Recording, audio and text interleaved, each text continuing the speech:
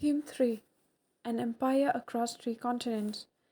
The Roman Empire covered a vast stretch of territory that included most of Europe as we know it today and a large part of the Fertile Crescent and North Africa. In this chapter, we shall look at all the way this empire was organized, the political forces that shape its destiny, and the social groups into which people were divided. You will see that the empire embraced a world of local cultures and languages, that women had a stronger legal position than they do in many countries today, but also that much of the economy was run on slave labor, denying freedom to a substantial number of persons. From the 5th century on, the empire fell apart in the west but remained intact and exceptionally prosperous in its eastern half. The caliphate, which you will read about in the next chapter, built on this prosperity and inherited its urban and religious traditions. Roman historians have a rich collection of sources to go on, which we can broadly divide into three groups: A. Texts, B. Documents, and C. Material remains. Textual sources include histories of the period written by contemporaries, who usually called annals, because the narrative was constructed on a year by year basis: letters, speeches, sermons, laws, and so on. Documentary sources include mainly inscriptions and papyri. Inscriptions were usually cut on stone, so a large number survive in both Greek and Latin. The papyrus was a reed like plant that grew along the banks of the Nile in Egypt and was processed to produce a writing material that was very widely used in everyday life. Thousands of contracts, accounts, letters, and official documents survive on papyrus and have been published by scholars who are called papyrologists. Material remains include a very wide assortment of items that mainly archaeologists discover. For example, buildings, monuments, and other kinds of structures, pottery, coins, mosaics, even entire landscapes. Each of these sources can only tell us just so much about the past, and combining them can be a fruitful exercise, but how well this is done depends on the historian's skill. Two powerful empires ruled over most of Europe, North Africa, and the Middle East in the period between the birth of Christ and the early part of the 7th century, says down to the 630s. The two empires were those of Rome and Iran. The Romans and Iranians were rivals and fought against each other for much of their history. The empires lay next to each other, separated only by a narrow strip of land that ran along the river Euphrates. In this chapter, we shall be looking at the Roman Empire, but we shall also refer in passing to Rome's rival, Iran. If you look at the map, you will see that the continents of Europe and Africa are separated by a sea that stretches all the way from Spain in the west to Syria in the east. The sea is called the Mediterranean, and it was the heart of Rome's empire. Rome dominated the Mediterranean and all the regions around the sea in both directions, north as well as south. To the north, the boundaries of the empire were formed by two great rivers, the Rhine and the Danube. To the south, by the huge expanse of desert called the Sahara. This vast stretch of territory was the Roman Empire. Iran controlled the whole area south of Caspian Sea down to eastern Arabia and sometimes large parts of Afghanistan as well. These two superpowers had divided up most of the world that the Chinese call Ta Chin, Greater Chin, roughly the west. The early empire. The Roman Empire can broadly be divided into two phases, early and late, divided by the 3rd century as a sort of historical watershed between them. In other words, the whole period down to the main part of the 3rd century can be called the early empire, and the period after the late empire. A major difference between the two superpowers and their respective empires was that the Roman Empire was culturally more diverse than that of Iran. The Parthians and later the Sasanians The dynasties that ruled Iran in this period ruled over a population that was largely Iranian. The Roman Empire, by contrast, was a mosaic of territories and cultures that were chiefly bound together by a common system of government. Many languages were spoken in the empire, but for the purposes of administration, Latin and Greek were the most widely used. Indeed, the only languages. The upper classes of the East spoke and wrote in Greek, those of the West in Latin, and the boundary between these two broad language areas ran somewhere across the middle of Mediterranean between the African provinces of Tripolitania and Cyrenaica. All those who lived in the empire were subjects to a single ruler, the emperor, regardless of where they lived and what language they spoke. The regime established by Augustus, the first emperor in 27 BCE, was called Principate. Although Augustus was the sole ruler and the only real source of authority, the fiction was kept alive that he was actually only the leading citizen, not the absolute ruler. This was done out of respect for the Senate, the body which had controlled Rome earlier. In the days when it was a republic, the Senate had existed in Rome for centuries and had been and remained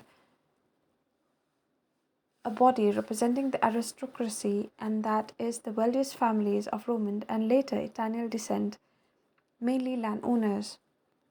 Most of the Roman histories that survive in Greek and Latin were written by people from a senatorial background. From these, it is clear that emperors were judged by how they behaved towards the Senate. The worst emperors were those that were hostile to the senatorial class, behaving with suspicion or brutality and violence. Many senators yearned to go back to the days of the Republic, but most must have realized that this was impossible. Next to the emperor and the Senate, the other key institution of imperial rule was the army. Unlike the army of its rival in the Persian Empire, which was a conscripted army, the Romans had a paid professional army where soldiers had to put in a minimum of 25 years of service. Indeed, the existence of a paid army was a distinctive feature of the Roman Empire. The army was the largest single organized body in the empire, and it certainly had the power to determine the fate of emperors. The soldiers would constantly agitate for better wages and service conditions. These agitations often took the form of mutinies. If the soldiers felt let down by the generals or even the emperor, again, our picture of the Roman army depends largely on the way they were portrayed by historians with senatorial sympathies. The Senate hated and feared the army because it was a source of often unpredictable violence, especially in tense conditions of the 3rd century when government was forced to tax more heavily to pay for its mounting military expenditures. To sum up, the emperor, the aristocracy, and the army were the main three players in the political history of the empire. The success of individual emperors depended on their control of the army, and when the armies were divided, the result usually was civil war. Except for one notorious year, 69 CE, when 4 emperors on the whole free from civil war and in this sense relatively stable, succession to the throne was based as far as possible on family descent, either natural or adoptive, and even the army was strongly wedded to this principle. For example, Tiberius, the second in the long line of Roman emperors, was not the natural son of Augustus, the ruler who founded the Principate, but Augustus adopted him to ensure a smooth transition. External warfare was also much less common in the first 2 centuries. The empire inherited by Tiberius from Augustus was already so vast that further expansion was felt to be unnecessary. In fact, the Augustan age is remembered for the peace it ushered in after decades of internal strife and centuries of military conquest. The only major campaign of expansion in the early empire was Trajan's ruthless occupation of territory across the Euphrates in the years 113 to 17 CE, abandoned by his successors. Much more characteristic was the gradual extension of Roman direct rule. This was accomplished by absorbing a whole series of dependent kingdoms into Roman provincial territory. The Near East was full of such kingdoms, but by early 2nd century those which lay west to the Euphrates had disappeared, swallowed up by Rome. Incidentally, some of these kingdoms were exceedingly wealthy. For example, Herod's kingdom yielded the equivalent of 5.4 million denarii per year, equal to 125,000 gold kg of gold. The denarius was a Roman silver coin containing about 4.5 gram of pure silver. In fact, except for Italy, which was not considered a province in these centuries, all the territories of the empire was organized into provinces and subject to taxation. At its peak in the 2nd century, the Roman Empire stretched from Scotland to the borders of Armenia and from Sahara to the Euphrates and sometimes beyond.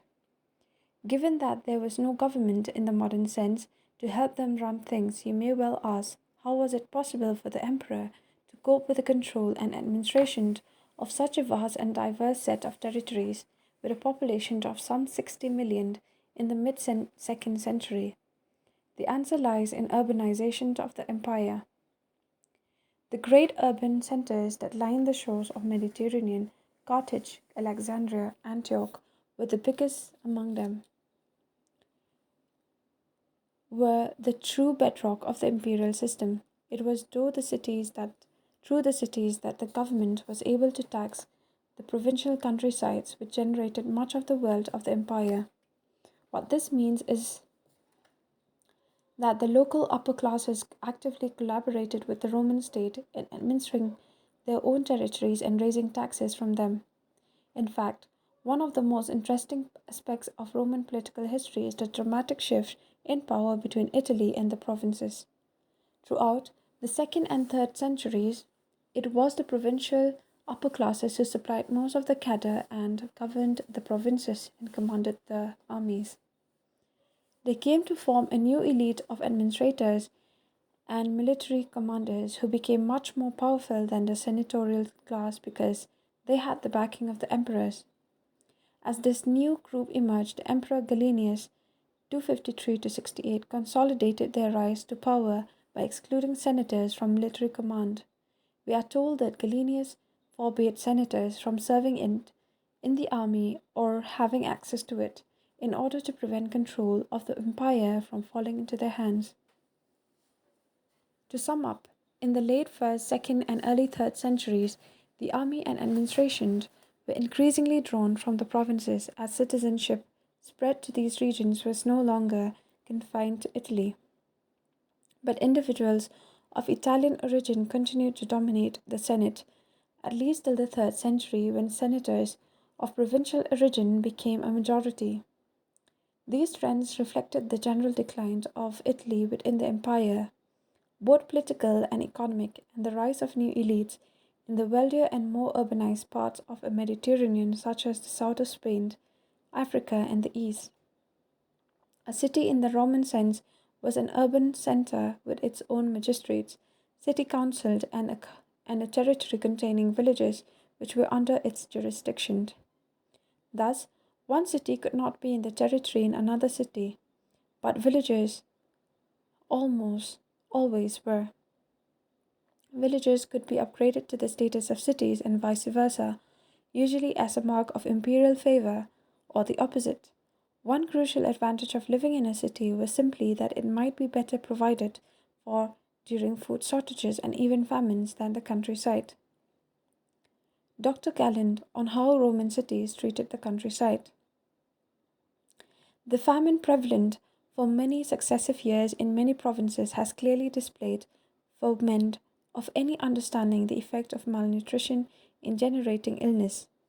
The city dwellers, as it was their custom to collect and store enough grains for the whole of the next year immediately after the harvest, carried off all the wheat, barley, beans, and lentils, and left to the peasants various kinds of pulse after taking quite a large proportion of these to the city. After consuming what was left in the course of the winter, The country people had to resort to unhealthy foods in the spring. They ate twigs and shoots of trees and bushes and bulbs and roots of inedible plants. Public baths were a striking feature of Roman urban life. When one Iranian ruler tried to introduce them into Iran, he encountered the wrath of the clergy there. Water was a sacred element, and to use it for public bathing may have seemed a desecration to them. And urban populations also enjoyed a much higher level of entertainment. For example, one calendar tells us that spectacular filled no less than 176 days of the year. The third century crisis. If the first and second centuries were by and large a period of peace, prosperity, and economic expansion, the third century brought the first major signs of internal strain. From the 230s, the empire found itself fighting on several fronts simultaneously. In Iran, a new and more aggressive dynasty emerged in 225, and within just 15 years were expanding rapidly in the direction of Euphrates. In a famous rock inscription cut in three languages, Shapur I, the Iranian ruler, claimed he had annihilated, annihilated a Roman army of 60,000 and even captured the eastern capital of Antioch.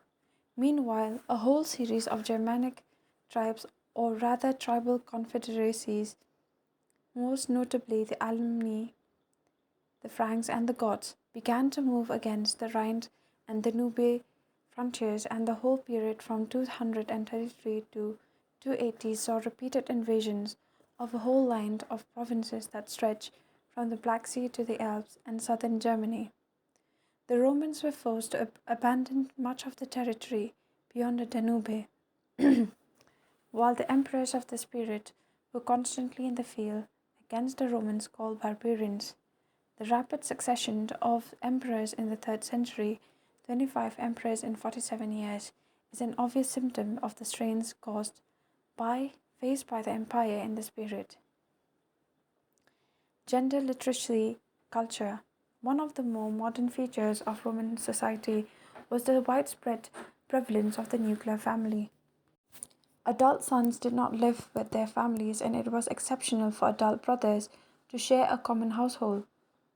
On the other hand, slaves were included in the family as the Romans understood this. By the late Republic, the 1st century BCE, the typical form of marriage was one where the wife did not transfer to her husband's authority but retained full rights in the property of her natal family.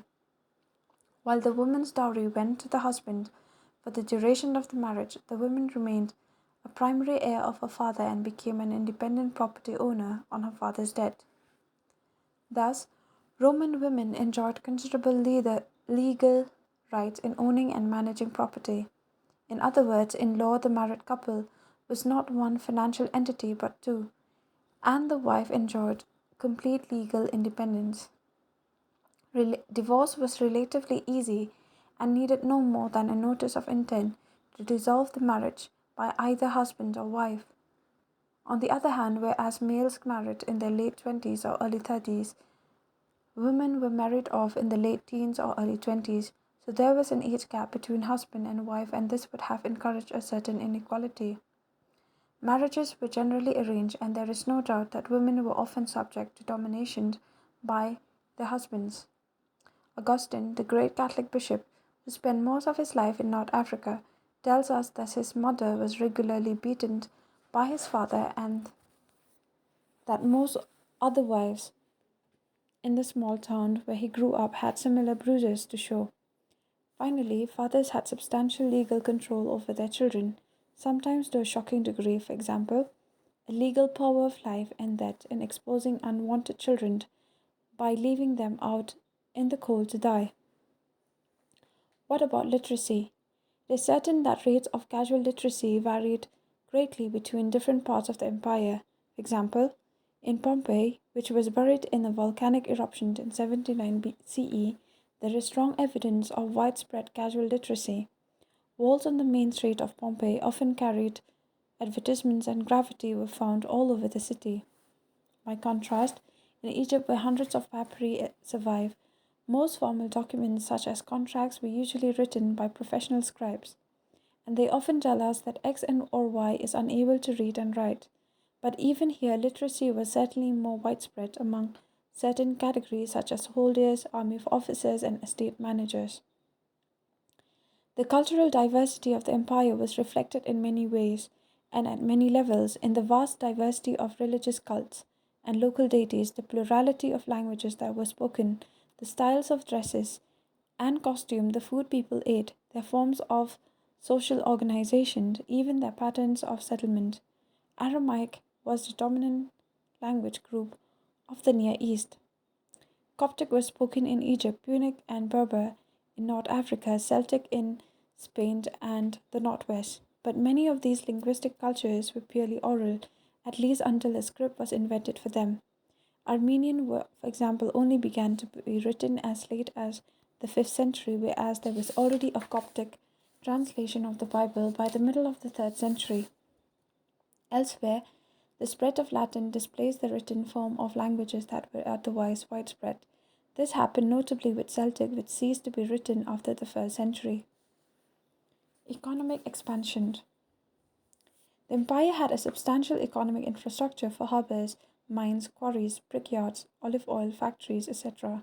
Wheat, wine, and olive oil were traded and consumed in huge quantities, and they came mainly from Spain, the Gallic provinces, North Africa, Egypt, and to a lesser extent Italy, where conditions were best for these crops. Liquids like wine and olive oil were transported in containers called amphorae. The fragments and shards of a very large number of these survive. Monte Testaccio in Rome is said to contain the remnants of over 500 million vessels, 50 million vessels, and it has been possible for archaeologists to reconstruct the precise shapes of these containers, tell us what they carried, and say exactly where they were made by examining the clay content and matching the finds with clay pits and throughout the Mediterranean. In this way, we can now say with some confidence that Spanish olive oil, to take just one example, was a vast commercial enterprise that reached its peak in the years 140 to 160. The Spanish olive oil of this period was mainly carried in a container called Trestle 20 of the archaeologists who first established its form. If finds of Trestle 20 are widely scattered across sites in the Mediterranean, this suggests that Spanish olive oil circulated very widely indeed. By using such evidence, the remains of the amphorae of different kinds and their distribution maps, archaeologists are able to show that Spanish producers succeeded in capturing markets for olive oil from their Italian counterparts. This would only have happened if Spanish producers supplied a better quality oil at lower prices. In other words, the big landowners from different regions competed with each other for control of the main markets for the goods they produced. The success of the Spanish olive growers was then repeated by North African producers. Olive estates in this part of the empire dominated production through most of the 3rd and 4th centuries. Later, after 425, North African dominance was broken by the East. In the later 5th and 6th centuries, the Aegean, Southern Asia Minor, Syria, and Palestine became major exporters of wine and olive oil, and containers from Africa show a dramatically reduced presence on Mediterranean markets. Behind these broad movements, the prosperity of individual regions rose and fell depending on how effectively they could organize the production and transport of particular goods and on the quality of these goods. The empire included many regions that had a reputation of exceptional fertility. Campania in Italy, Sicily, the Fayum in Egypt, Galilee, Byzantium, southern Gaul were all among the most densely settled or wealthiest part of the empire, according to writers like Strabo and Pliny. The best kinds of wine came from Campania, Sicily, and Byzantium, exported large quantities of wheat to Rome. Galilee was densely cultivated, and Spanish olive oil came mainly from numerous estates. On the other hand, large expanses of Roman territory were in a much less advanced state. For example, transhumance was widespread in the countryside of Numidia.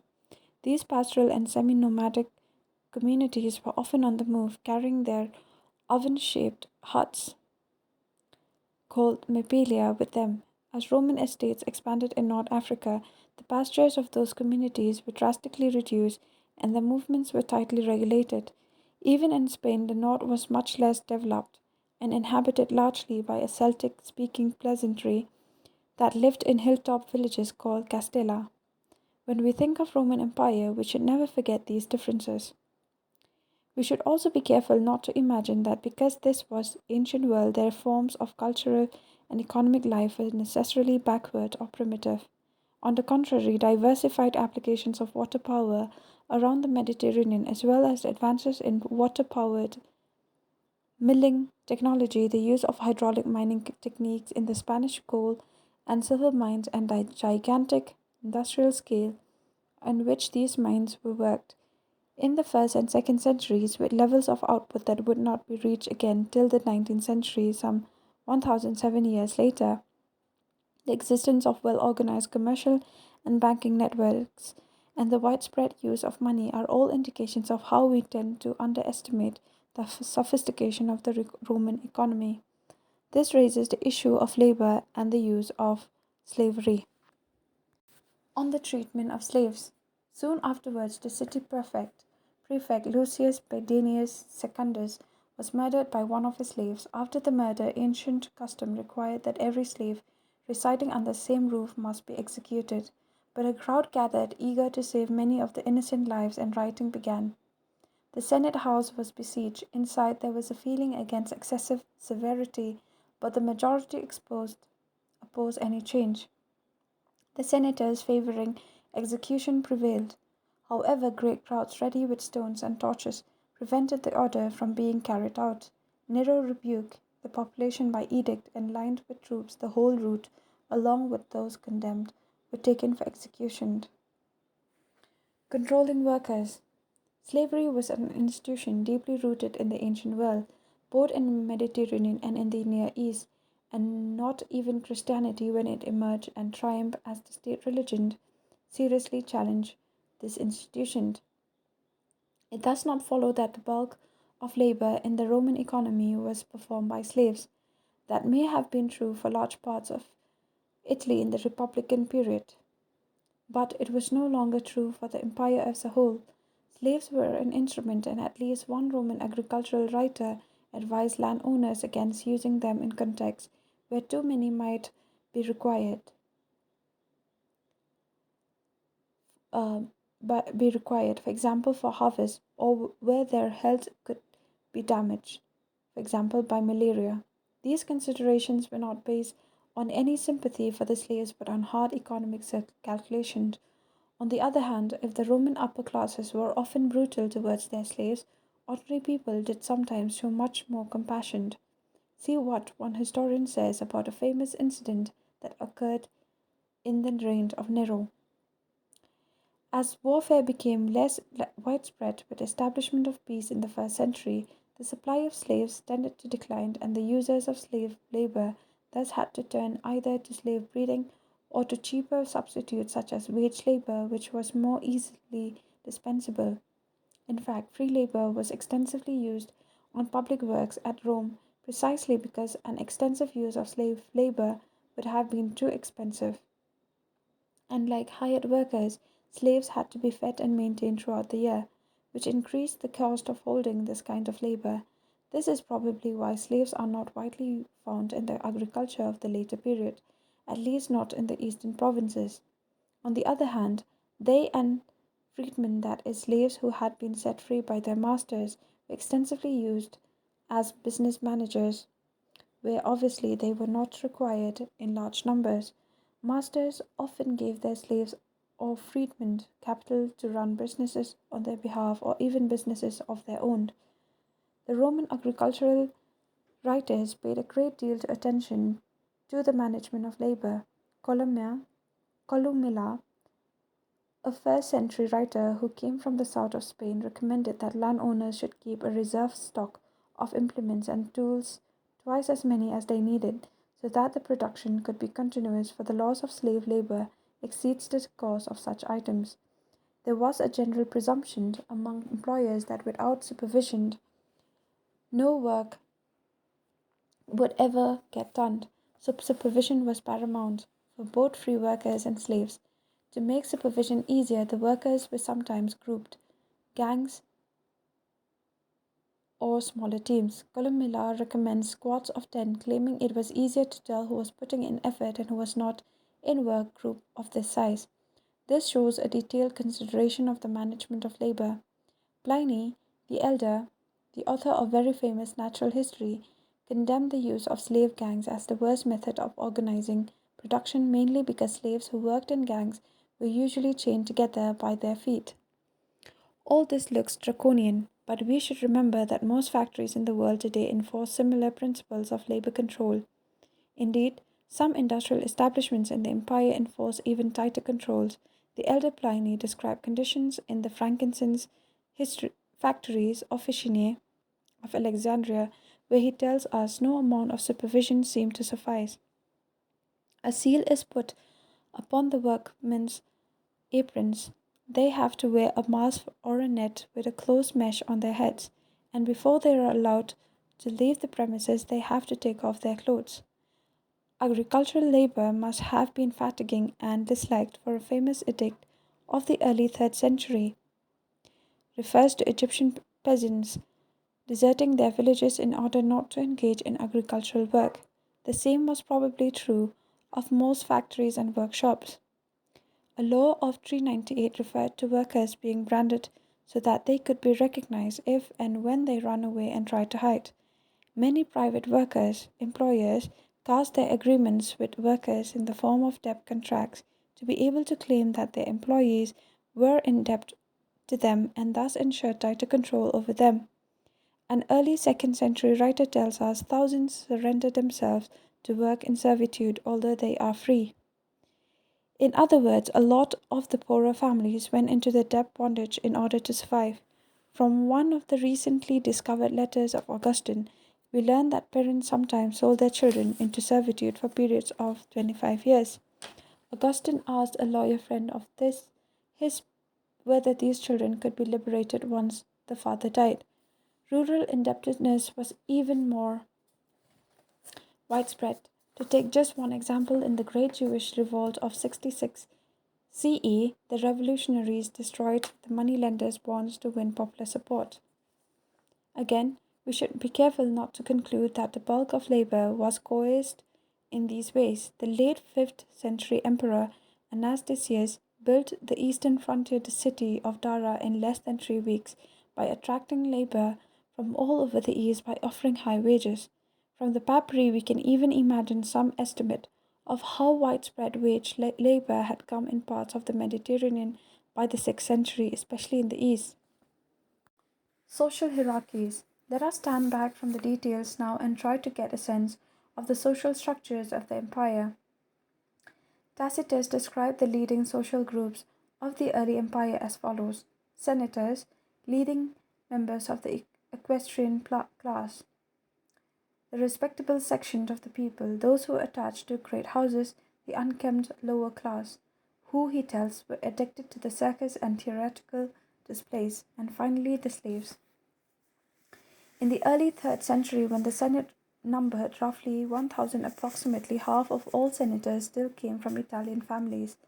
By the late empire, which starts with the reign of Constantine I, in the early part of the 4th century, the first two groups mentioned by Tacitus, the senators and equites, had merged into a unified, expanded aristocracy, and at least half of all the families were of African or Eastern origin. This late Roman aristocracy was enormously wealthy, but in many ways less powerful than the purely military elites who came almost entirely from non aristocratic backgrounds. The middle class now consisted of the considerable mass of persons connected with imperial service in the bureaucracy and army, but also the more prosperous merchants and farmers, of whom there were many in the eastern provinces. Tacitus described this respectable middle class as clients of the great senatorial houses, Now it was chiefly government service and dependence on the state that sustained many of these families. Below them were the vast mass of the lower classes known collectively as humiliores.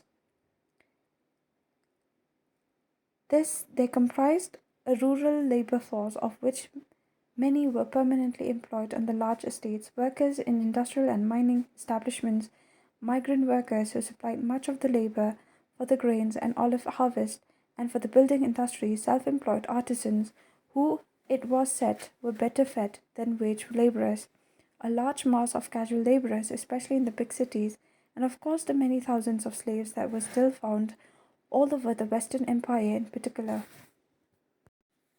One writer of the early 5th century, the historian Olympiodorus, who was also an ambassador, tells us that aristocracy based in the city of Rome drew annual incomes of up to 4,000 pounds of gold from the estates, not counting the produce they consume directly. The monetary system of the late empire broke with the silver based currencies of the first 3 centuries because the Spanish silver mines were exhausted and the government ran out of sufficient stocks of the metal to support a stable coinage in silver. Constantine founded the new monetary system on gold, and there were vast amounts of this in the circulation throughout late antiquity. The late Roman bureaucracy, both the higher and middle echelons, was a comparatively affluent group because it drew the bulk of its salary in gold and invested much of this in buying up assets like land. There was, of course, also a great deal of corruption, especially in the judicial system and in the administration of military supplies. The extortion of the higher bureaucracy and the greed of the provincial governors were proverbial. But government intervened repeatedly to curb these forms of corruptions. We only know about them in the first place because of the laws that tried to put an end to them, and because historians and other members of the intelligentsia denounce such practices. This element of criticism is a remarkable feature of the classical world.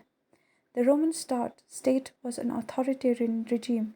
In other words, dissent was rarely tolerated, and government usually responded to protests with violence. Yet a strong tradition of Roman law had emerged by the 4th century, and this acted as a brake on even the most fearsome emperors. Emperors were not free to do whatever they liked, and the law was actively used to protect civil rights. That is why in the later 4th century it was possible for powerful bishops like Ambrose to confront equally powerful emperors when they were excessively harsh or repressive in the handlings of the civilian population. Incomes of the Roman aristocracy, early 5th century. Each of the great houses of Rome contained within itself everything which a medium sized city could hold: a hippodrome, fora, temples, fountains, and different kinds of baths. Many of the Roman households received an income of 4,000 pounds of gold per year from their properties, not including grain, wine, and other produce, which, if sold, would have amounted to one third of the income in gold. The income of the households at Rome of the second class was 1,000 or 1,500 pounds of gold. Late Antiquity. We shall conclude this chapter by looking at the cultural transformation of the Roman world in its final centuries. Late Antiquity is the term now used to describe the final fascinating period in the evolution and breakup of the Roman Empire and refers broadly to the 4th to 7th centuries. The 4th century itself was one of the considerable ferment, both cultural and economic. At the cultural level, the period saw momentous developments in religious life, with the Emperor Constantine deciding to make Christianity the official religion with the rise of Islam in the 7th century. But there were equally important changes in the structure of the state that began with the Emperor Diocletian, and it may be best to start with these. Overexpansion had led Diocletian to cut back by abandoning territories with little strategic or economic value. Diocletian also fortified the frontiers, reorganized provincial boundaries, and separated civilian and from military functions, granting greater autonomy to the military commanders, who now become a more powerful group. Constantine consolidated some of these changes and added others of his own. His chief innovations were in the monetary sphere, where he introduced a new domination, the solidus, a coin of 4.5 grams of pure gold that would in fact outlast the Roman Empire itself. Solidi were minted on a very large scale and their circulation ran into millions. The other area of innovation was the creation of a second capital of Constantinople, surrounded on three sides by the sea. As the new capital required a new senate, the 4th century was a period of rapid expansion of the governing classes. Monetary stability and expanding population stimulated economic growth, and the archaeological record shows considerable investment in rural establishments, including industrial installations like oil presses and glass factories, in newer technologies such as screw presses and multiple water mills, and in a revival of the long distance trade with the East.